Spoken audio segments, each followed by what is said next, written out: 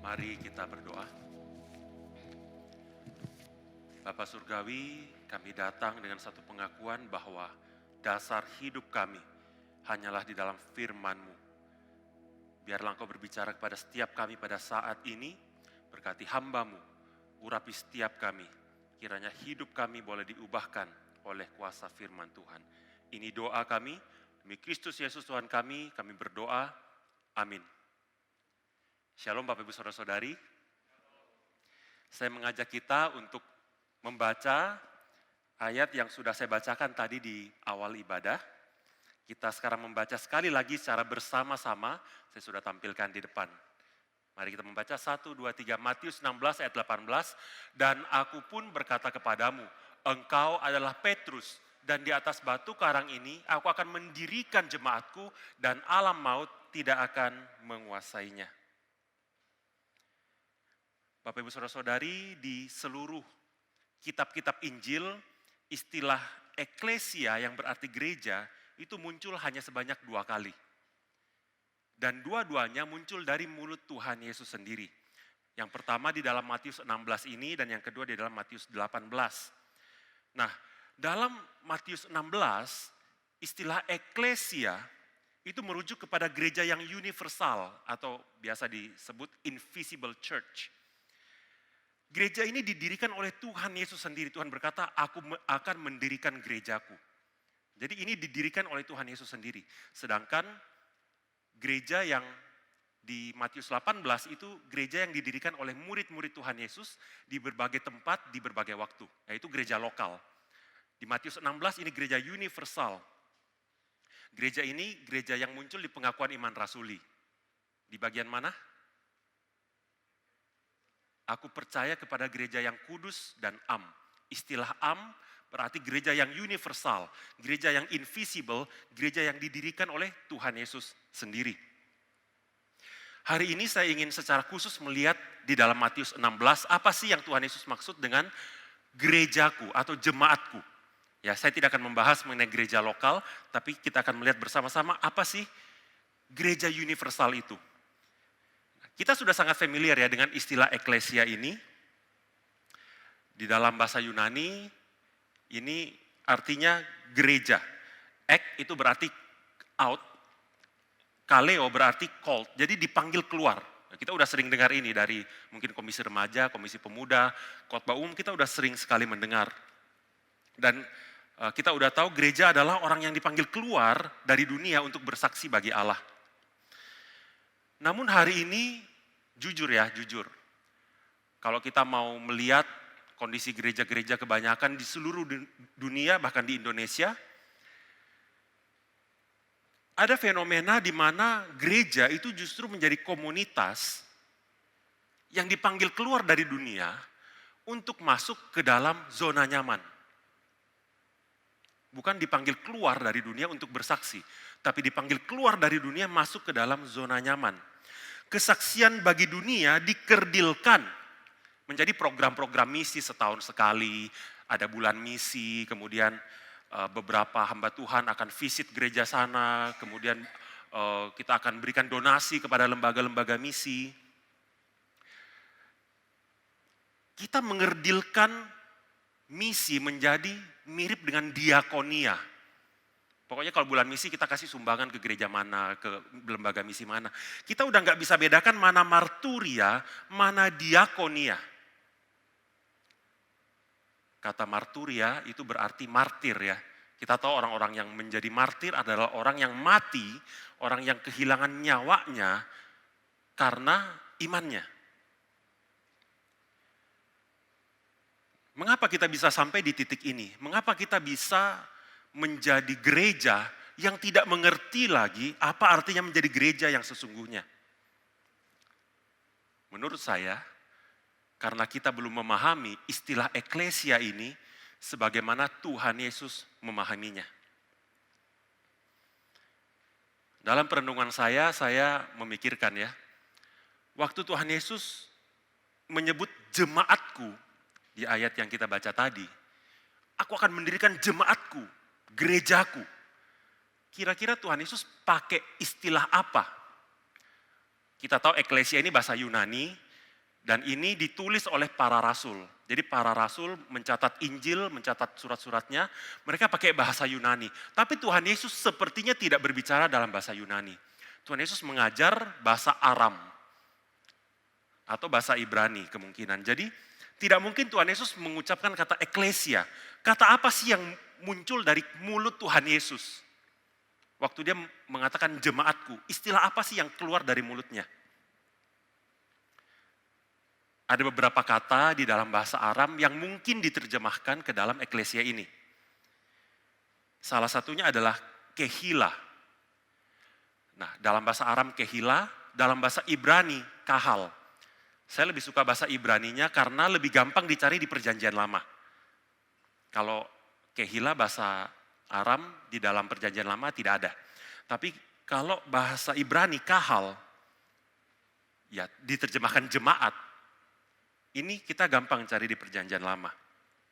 Pertama kali munculnya di Keluaran 12. Ayatnya judulnya itu bukan itu Matius ya karena copy paste, tapi harusnya itu Keluaran 12 ayat 3. Keluaran 12 ayat 3 berbunyi demikian, katakanlah kepada segenap jemaah Israel, pada tanggal 10 bulan ini ambillah oleh masing-masing seekor anak domba menurut kaum keluarga. Seekor anak domba untuk tiap-tiap rumah tangga. Allah memerintahkan Musa dan Harun untuk menyampaikan ketetapan Paskah kepada segenap jemaah Israel, segenap kahal Israel. Kata jemaah ini merujuk kepada umat pilihan yang Tuhan sendiri selamatkan. Dan sejak saat itu Israel dikenal sebagai umat Allah atau kahal Yahweh. Jadi istilah umat Allah, kahal Yahweh, itu adalah identitas gereja yang sesungguhnya. Karena inilah yang Tuhan Yesus maksud waktu dia mengatakan aku akan mendirikan jemaatku yang ada dalam hati dan pikiran Tuhan. Itu adalah ini, kahal Yahweh. Mari kita lihat ya, ada 3 hal yang penting dari kahal Yahweh ini. Pertama, kahal Yahweh adalah umat Allah, God's people, the people of God. Kita sering sekali dengar istilah ini, kita sering nyebut umat Allah, umat Allah. Saking seringnya kita sebut, kita jarang mikirin apa sih arti sesungguhnya daripada umat Allah. Di Anugerah Bible Class season pertama, siapa yang datang di sini? Ya ada beberapa wajah saya lihat. Saya sudah membahas mengenai suzerain and vassal. Suzerain adalah negara adikuasa yang mengikat perjanjian dengan beberapa negara kecil, beberapa negara vassal. Jadi suzerain itu negara besar, negara adikuasa yang mengikat perjanjian dengan negara yang kecil-kecil, negara vassal. Nah, negara vassal akan tunduk kepada suzerain. Dia akan membayar upeti. Kalau suzerain butuh sesuatu, mau berperang, kamu kontribusi dong, kirim pasukanmu. Dia akan kirimkan pasukan. Jadi vassal ini anak buahnya suzerain. Dia akan tunduk, dia akan bayar upeti, dia akan taat kepada rajanya. Sebagai gantinya, negara adikuasa ini, negara besar ini akan memberikan keamanan. Kalau negara kecil ini diserang musuh, saya akan bantu. Kalau kita perhatikan, format perjanjian Allah dengan umat Israel, itu sama persis dengan format perjanjian suzerain vassal.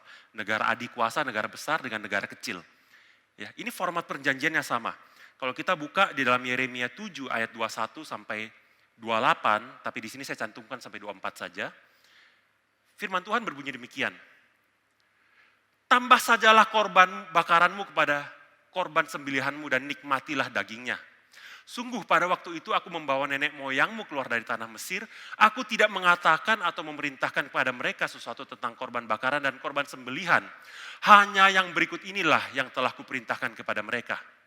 Ini perjanjian Tuhan Allah dengan bangsa Israel ya. Dengarkanlah suaraku, maka aku akan menjadi Allahmu dan kamu akan menjadi umatku.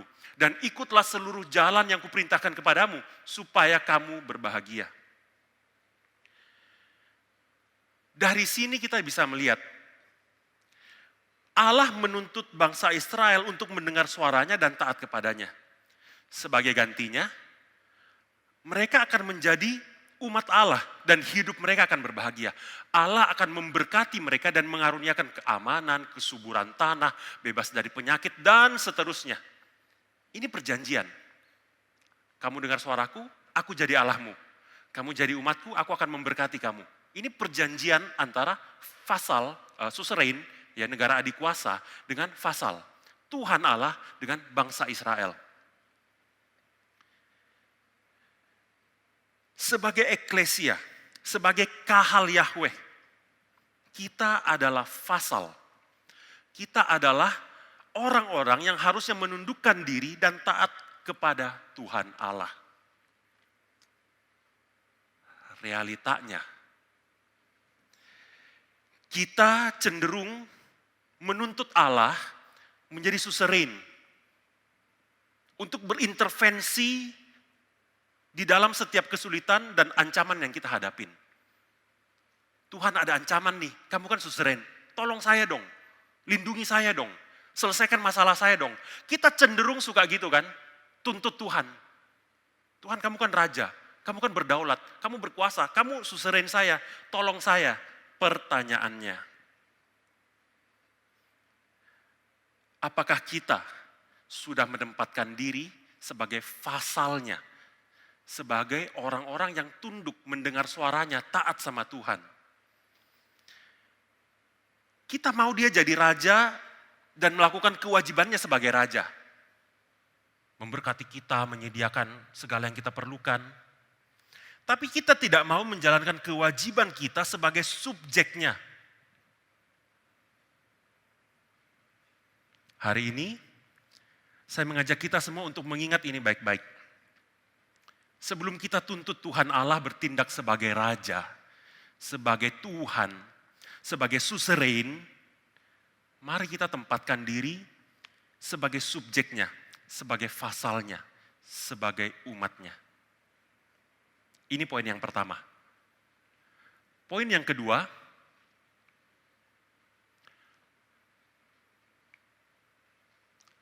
gereja atau kahal Yahweh, umat Tuhan adalah tentara Tuhan, prajurit Tuhan, bala tentara Tuhan, God's army, tentara perang Allah. Ya, kita juga udah sering banget nyebut-nyebut ini. Ya, sampai udah nggak lagi ngerti artinya, ya, tentara Tuhan Allah, prajurit Allah. Bahkan ada gereja Army of God. Ya, saya tidak mendiskreditkan, menghina, saya cuma menyebut ada gereja dengan nama itu. Berarti kita sangat identik. Kita mengidentikan diri dengan tentara Tuhan, prajurit Kristus. Dan memang di dalam Keluaran 13 ayat 18, Tuhan menyebut umatnya sebagai tentaranya. Dikatakan di situ dengan siap sedia berperang, berjalanlah orang Israel dari tanah Mesir. Jadi Tuhan yang tuntun bangsa Israel keluar sebagai tentara perang. Jadi ini bukan kita yang bikin-bikin, kita tentara Tuhan. Enggak, Tuhan sendiri. Dia menyebut Israel ini umatku, Israel ini anakku yang sulung. Dan waktu dia pimpin keluar, formasinya formasi perang. Bukan formasi mau camping, bukan formasi mau rekreasi, formasi perang. Keluaran 14. Kemudian bergeraklah malaikat Tuhan yang tadinya berjalan di depan tentara Israel. Lalu berjalan di belakang mereka dan tiang awan itu bergerak dari depan mereka dan seterusnya. Jadi Tuhan melihat umatnya adalah tentaranya. Bahkan formasi perkemahan mereka, formasi perang. Ini bukan formasi bukan camping seperti kalau anak SD pergi camping. Ini formasi militer. Tuhan di tengah dikelilingi tentaranya. Ini formasi militer. Raja kalau pergi perang dia akan di tengah-tengah perkemahan tentaranya. Dan ini formasi bangsa Israel berkemah di padang gurun. Sayangnya, orang Israel pada saat itu kita baca ya di kitab Keluaran, mereka tidak menempatkan diri sebagai prajurit Allah. Mereka tidak mau keluar dari zona nyamannya, mereka nggak mau perang lawan orang Kanaan, mereka takut. Dan akibatnya apa? Tuhan hukum mereka. Mereka nggak boleh masuk ke dalam tanah perjanjian, mereka nggak melihat kemuliaan Allah. Mereka semua mati di padang gurun di dalam kurun waktu 40 tahun. Satu generasi semuanya mati karena mereka tidak mau menjadi tentaranya Allah. Saya ingat dengan perkataan Pak Iwan Ganius waktu momen HUT kemarin. Pak Iwan itu mengatakan begini ya, beliau mengajak kita untuk memikirkan apakah gereja kita ini udah ada kemuliaan Tuhan. Apakah orang masuk ke sini merasakan Tuhan hadir di sini? Kalau belum, kita harus pikirkan, kok bisa begitu? Kok bisa orang masuk sini nggak merasakan kemuliaan Tuhan? Apa yang terjadi? Yuk bicarakan, yuk diskusi. Kita perbaiki keadaan ini bareng-bareng. Nah inilah esensi menjadi tentara Tuhan Allah. Kita keluar dari zona nyaman kita bergerak bersama-sama di bawah satu komando, yaitu komando Tuhan. Kalau kita hanya mau santai-santai, malas-malas, kita maunya di zona nyaman terus, nggak mau bergerak, nggak mau mikir, nasib kita sama seperti generasi pertama orang Israel. Kita nggak akan lihat kemuliaan Tuhan Allah. Mari, ini poin kedua ya, kita belajar. Peka dengar suara Tuhan, panglima perang kita. Kita keluar dari zona nyaman kita bergerak bersama. Supaya kita bisa lihat kemuliaan Tuhan. Yang ketiga, Kahal Yahweh adalah imam Tuhan Allah. Konsep ini pertama kali muncul di dalam Keluaran 19. Di situ dikatakan, kamu akan menjadi bagiku kerajaan imam. Tuhan sendiri yang ngomong. Kingdom of priests. Artinya apa? Imam artinya seorang pengantara. Jadi umat Allah adalah pengantara. Antara apa? Namanya pengantara kan berarti berdiri di antara dua sisi kan. Kalau dikatakan kamu adalah imam, gereja adalah imam. Apa artinya? Kita berdiri di antara apa? Antara langit dan bumi. Antara the heavens and the earth. Jadilah kehendakmu di bumi seperti di surga. Dan yang menjadikan itu siapa? Ya kita. Jadi umat Allah hidup di tengah-tengah dunia. Bangsa Israel hidup di tengah-tengah bangsa yang tidak kenal Tuhan. Supaya bangsa yang gak kenal Tuhan itu bisa mengenal Allah. Bisa melihat kehidupan umat Allah. Kayak apa sih orang yang beribadah kepada Tuhan Allah? Sebagai gereja kita juga seharusnya menjadikan kehidupan kita kesaksian di tengah-tengah dunia.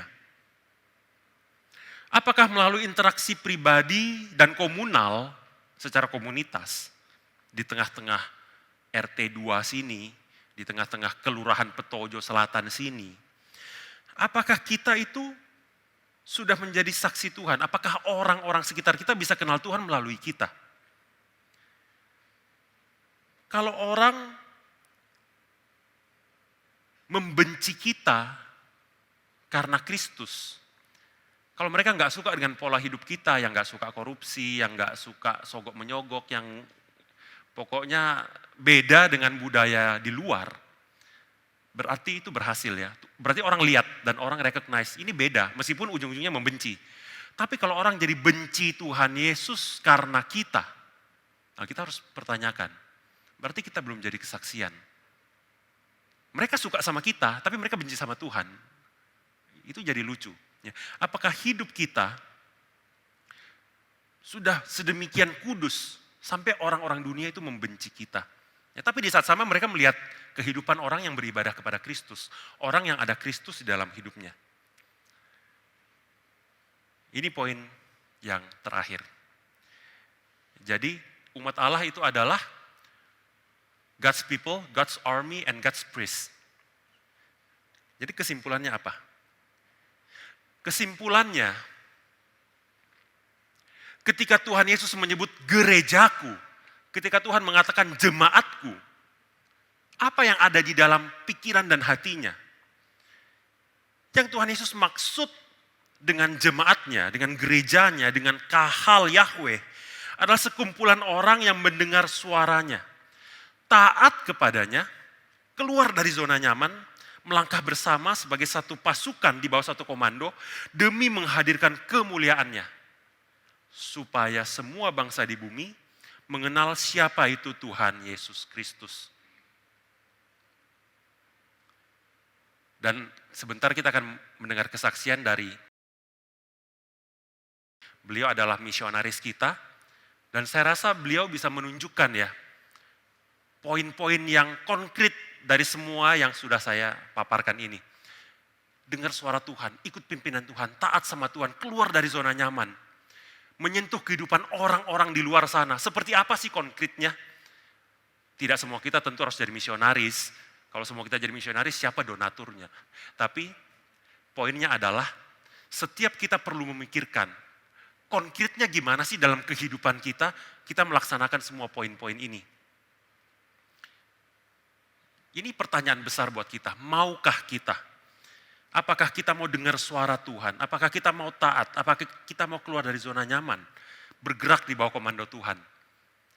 Atau kita lebih suka berdiam diri, mengikuti kehendak kita, diam di zona nyaman, enggak jadi apa-apa juga? Mari kita periksa diri kita, mari kita ambil komitmen di depan Tuhan, dan nanti doanya terakhir, tapi kita dengar kesaksian dulu dari kalian. Setelah itu kita akan doakan juga, dan sekalian doa syafaat untuk penginjilan di seluruh dunia, supaya semakin banyak bangsa-bangsa boleh mengenal Tuhan Yesus. Silahkan. Kenalkan tadi Pak Edward Lim sudah memperkenalkan nama saya. Saya adalah jemaat di sini. Saya sudah 13 tahun menjadi pelayanan di. Jadi saya mengenali wajah-wajahnya. Yang dulu sekolah minggu kayak anak Pak Iwan yang paling kecil, dulu kecil. Sekarang sudah jadi ganteng sekali. Terus saya mengenali. Saya sangat bersyukur setiap kali pulang ke Anugerah, setiap kali cuti yang pertama dilakukan adalah datang ke Anugerah. Karena saya berpikir inilah rumah saya. Seperti yang dikatakan, banyak kisah dari TKW, tenaga kerja wanita. Di Hong Kong ada 250 orang yang datang bekerja sebagai TKW, rata-rata. Jadi, dan kurang dari 10% adalah Kristen, kurang. Kebanyakan yang datang sebagai TKW itu datang dari tempat-tempat terpencil. Kebanyakan TKW itu rata-rata pendidikannya SD dan SMP. Hanya sedikit yang SMA ataupun yang kuliah. Ketika mereka kuliah, datang ke Hong Kong sebagai TKW, karena di Indonesia nggak dapat kerja dengan gaji 8 juta, 9 juta sebulan. Kalau mau gaji dapat 8 juta, 9 juta atau 10 juta sebulan jadi TKW. Tapi jadi TKW di Hong Kong nggak mudah. Kalau Bapak dan Ibu menganggap misalnya punya tempat tidur sendiri, itu sesuatu hal yang itu sesuatu hal yang mewah di Hong Kong. Karena rumah-rumah di Hong Kong itu kecil.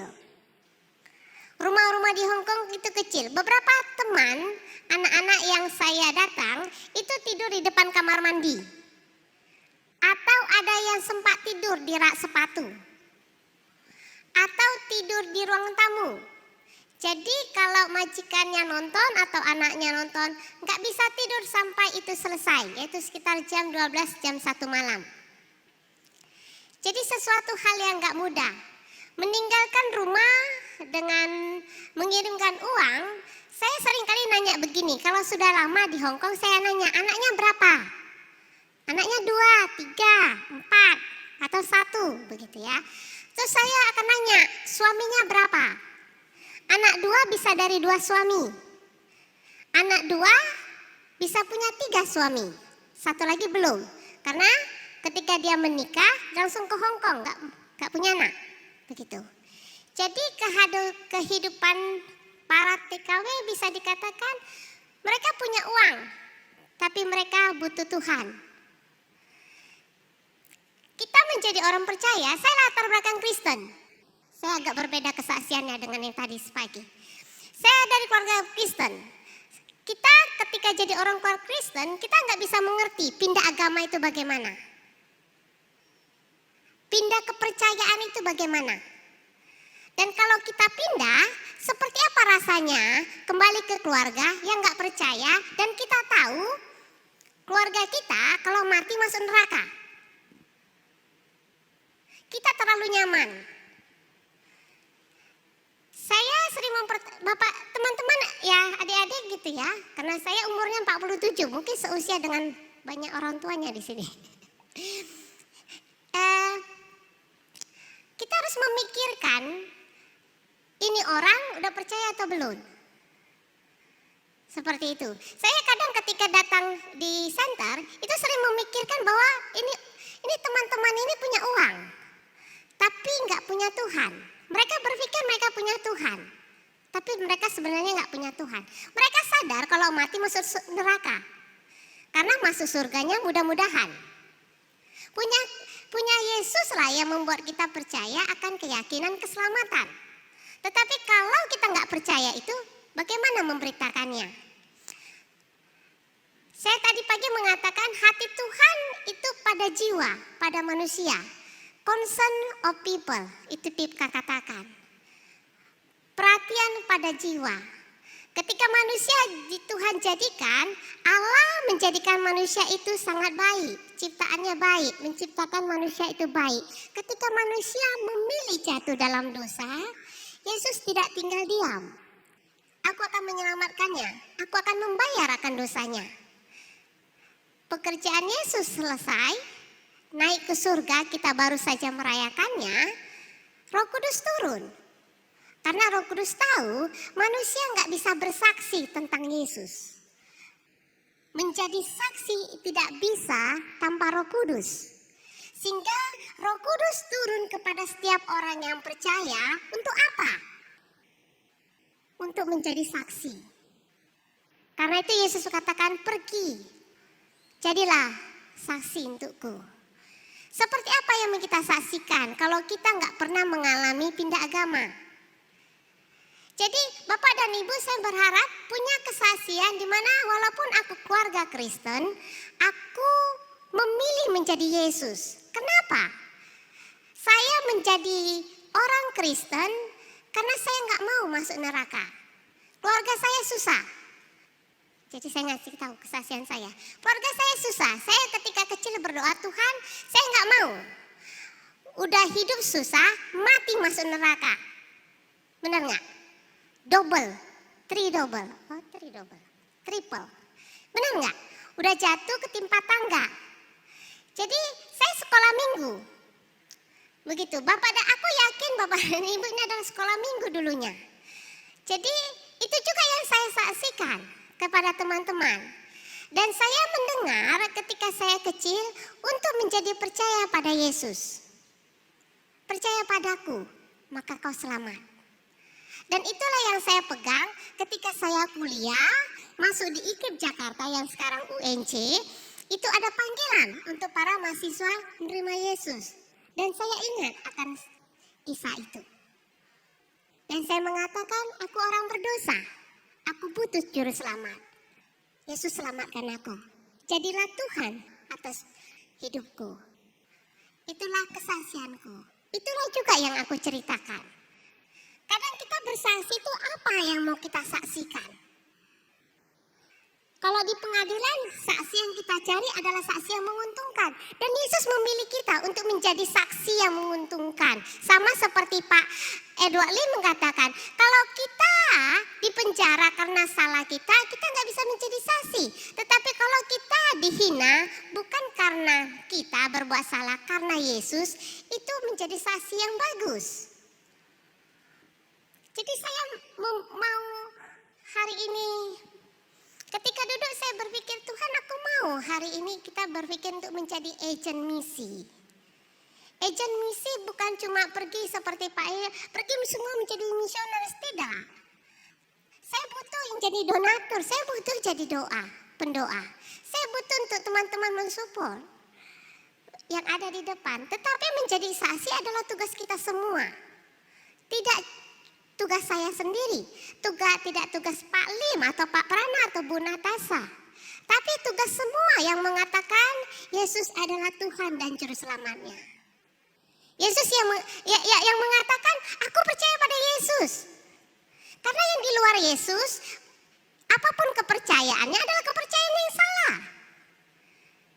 Jadi itu yang kita katakan. Kita mau seperti Pak Lim bilang, supaya orang melihat ada nggak Yesus dalam hidup kita, ada nggak Yesus dalam perkataan kita, ada nggak Yesus dalam sosial media kita. Bapak dan Ibu, banyak yang menjadi Kristen itu karena apa yang kita lihat. Ini beberapa TKW yang datang. Oke, ini adalah senternya itu di atas lantai 2, nggak kayak begini. Itu adalah apartemen bisa dikatakan. Yang di bawah ini adalah orang Jepang jualan sushi. Artinya Tuhan hadir di situ. Diambil dari Jehovah Sama di dalam Yeskiel 48 ayat 35. Itu ayat yang terakhir. Itu adalah tempat di mana orang bertemu dengan Tuhan Yesus dan menerima kesembuhan, kelegaan, dan damai sejahtera. Karena jadi TKW itu susah, mereka datang ke center itu bisa makan, bisa istirahat, bisa tidur, bisa cerita. Karena dalam seminggu mereka punya hari libur 1 hari. Bisa hari Senin sampai bisa hari Minggu. Kebanyakan Sabtu dan Minggu. Jadi saya punya anak-anak yang libur hari Senin, saya punya anak-anak libur hari Selasa, saya punya anak-anak libur hari Rabu. Saya mengatakan anak-anak bukan berarti anak kecil ya, itu ibu rumah tangga. Ya mungkin juga umurnya sekitar 25 tahun ke atas. Saya mengatakan anak-anak jadinya.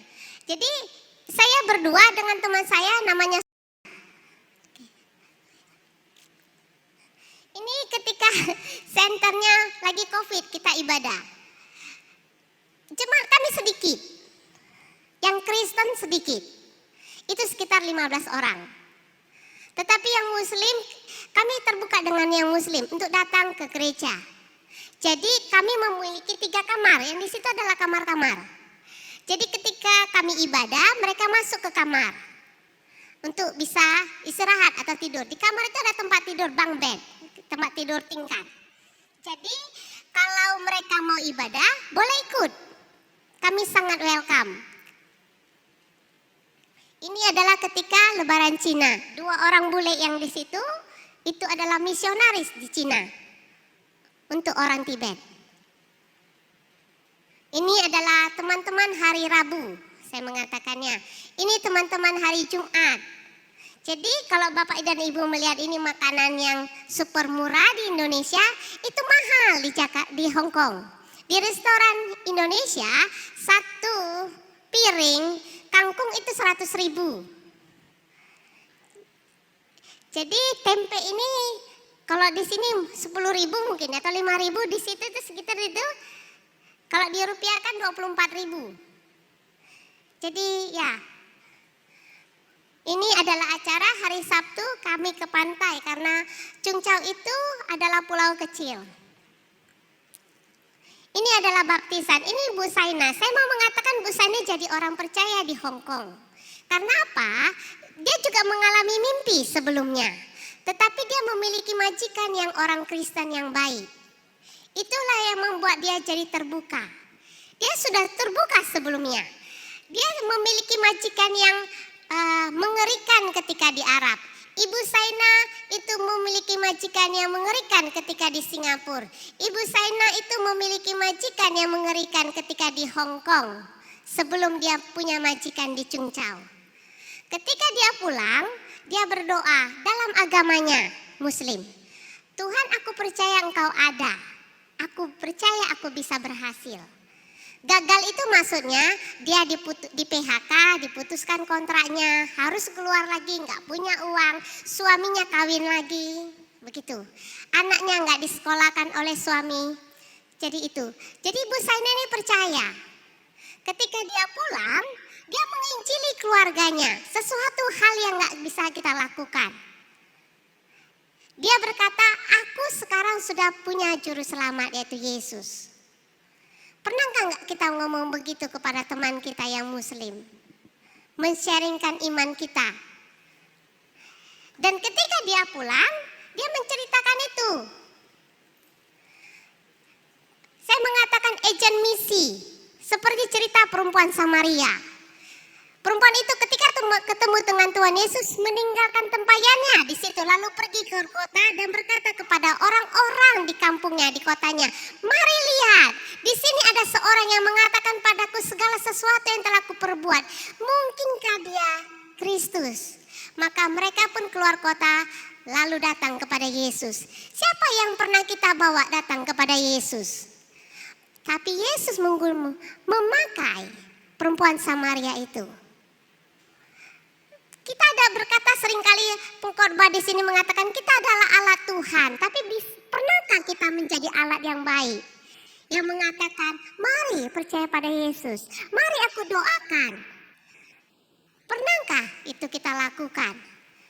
Dan ini adalah satu keluarga menjadi percaya karena TKW-nya, pembantunya yang berdoa untuk mereka.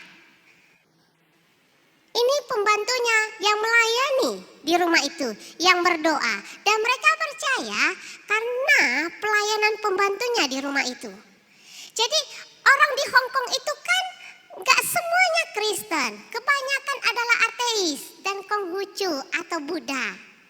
Cuma 5% atau 10% Kristen. Jadi mereka juga keluarga-keluarga ke Hong Kong perlu didoakan supaya TKW yang sudah percaya bisa menginjili. Dan inilah buahnya. Satu keluarga majikan yang menjadi orang percaya. 1 Korintus 9 ayat 16 berkata, karena jika aku memberitakan Injil, aku tidak punya alasan untuk memegahkan diri. Sebab itu adalah keharusan bagiku. Celakalah aku jika aku tidak memberitakan Injil. Bisa nggak kita berpikir begitu? Celakalah aku kalau aku nggak bisa mengatakan Yesus mengasihimu. Celakalah aku kalau aku nggak bisa memikirkan tentang jiwa di luar sana. Kita harus bisa melihat bahwa itulah hati Tuhan. Tadi pagi saya berkata, di mana hatimu berada, di situ salah. Di mana hartamu berada, di situ hatimu berada. Benar enggak? Kalau hati kita melihat bahwa jiwa adalah harta kita, di situ hati kita untuk mau melakukannya. Kalau kita memikirkan pekerjaanku, sumber nafkahku, kita mau mengerjakannya. Tapi kalau kita mengubahnya, jiwa, nggak mungkin nggak harus pergi ke Hong Kong. Walaupun saya sangat senang kalau ada yang mau ke Hong Kong di sini. Saya berdoa tadi mudah-mudahan Tuhan ada yang dari sini pergi ke Hong Kong menjadi misionaris. Kenapa enggak? Jadi saya berpikir kita tidak menjadi omong doang. Pak Abdi bilang begini kemarin saya datang. Kadang-kadang saya berkata kita terlalu banyak omong. Tidak pernah melakukannya. Bapak dan Ibu kenyang mendengarkan Injil di sini. Tapi pernah nggak kita menjadi agen yang melakukannya? Terkadang itu yang harus kita pikirkan. Pernah nggak aku melakukannya? Sudah kenyang mendengarkannya bolak-balik. Pernah nggak aku melakukannya? Ini adalah beberapa TKW. Ini yang senternya baru buka karena aturan Hong Kong berubah di akhir tahun. Kami merayakan ulang tahun. Ya. Ini saya juga membantu hal praktikal. Jadi dari hal-hal praktis yang saya bantu TKW itu salah satunya ini pergi ke Macau untuk membantu mereka ngecop visanya. Ini membantu para TKW ketika harus pergi pulang ke Indonesia. Setelah aturan Hong Kong tentang COVID dihapuskan, banyak TKW Indonesia yang pulang. 2 bulan, 1 bulan seperti itu. Ya, ini acara Paskah. Ini minggu yang terakhir sebelum saya cuti hari ini. Ini senternya, inilah kamar-kamarnya, inilah bunk bednya. Room center itu jendelanya kalau hujan deras atau angin topan itu bocor. Jadi tempat tidurnya beberapa ada yang rusak. Jadi kami sangat bersyukur ketika yang punya gedung mengatakan tahun ini dia akan renovasi, mengganti semua jendela-jendela yang ada. Tapi karena saya pulang nggak bisa menggeser semuanya. Jadi sebelum saya pulang kita menggeser semua yang barang ada di dekat jendela untuk jauh. Ya, jadi ditumpuk semuanya di sebelah sana. Ini Susan melakukan administrasi terakhir. Ya, ditutupi dengan selimut. Jadi saya sudah tahu ketika pulang nanti saya mencuci semua selimutnya. Jadi Bapak dan Ibu, kita nggak menyuruh TKW untuk ngerjainnya. Yang ngerjainnya itu saya. Ya, inilah Chung Chao. Saya sangat bersyukur. Saya bersyukur pada Tuhan memilih saya. Tuhan gak mencari yang sempurna, tapi Tuhan mencari yang mau. Mau gak Bapak dan Ibu ambil bagian melakukan apa yang menjadi hati Tuhan atas jiwa-jiwa. Tuhan Yesus memberkati.